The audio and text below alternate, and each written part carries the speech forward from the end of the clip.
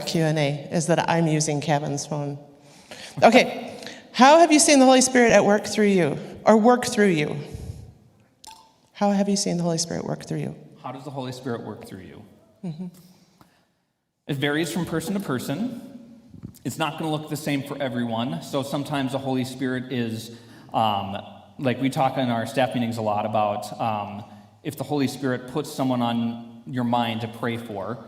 So sometimes the Holy Spirit does that, like just drops little hints of people to think of or things to pray for or actions that you need to be taken. Another way that the Holy Spirit may work through you is if you say, I am open to your will. Or if you know that you have been led to something or called to do something. So like if you know that you've been called to help in children's ministry, then the Holy Spirit can work with you and say, even though you don't know necessarily what to say to these kids, I, the Holy Spirit, do know what to say to these kids. So just get in that room with the kids and I will help you with the right words to say and the right ways to care for people. I mean, it's so tricky to answer that question because the Holy Spirit works in so many ways through individuals. I've seen it in so many ways. I'm sure you have too. What's been some of your experience with the Holy Spirit working through people? I think one of the best examples, and I share this often, is I worked on summer staff at Covenant Pines Bible Camp for 4 summers, and Bruce Peterson was the director at the time I was working there. And he used to teach quite a bit about the Holy Spirit and the movement of the Holy Spirit to us as a staff in our morning devotion time. And I remember distinctly him saying that if somebody keeps popping into your mind, just randomly throughout the day, throughout the week, he's like, there's probably a reason for that, and you should do something about it. And that could be the Holy Spirit speaking to you.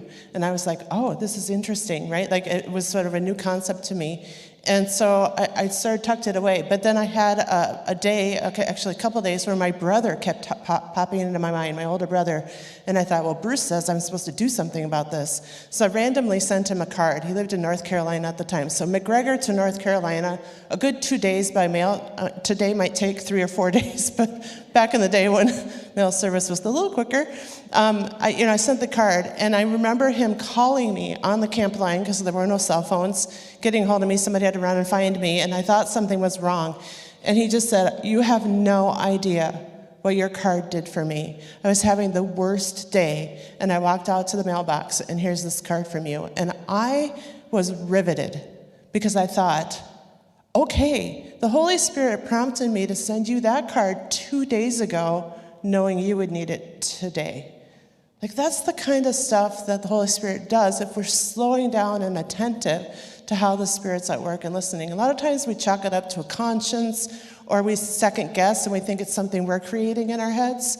But the closer we walk with God, the more we practice listening, the more we practice slowing down and watching, get alongside people who are further down the road in their faith than we are, we begin to cultivate and develop this relationship with the Holy Spirit where we really can identify where God is speaking and how. And it can be, like Kevin said, in so many ways, through music, through nature, through poetry, through people, through children, through babies. I mean, the list on and on. The stars in the sky, the human body, whatever it might be. God is always speaking. The question is, are we paying attention and listening? One last thing I would add is that the extent that the Holy Spirit will work through you is the extent that you will surrender to the Holy Spirit. And so if you're only open to doing this much of what the Holy Spirit asks you to, then the Holy Spirit is only going to work through this much through you.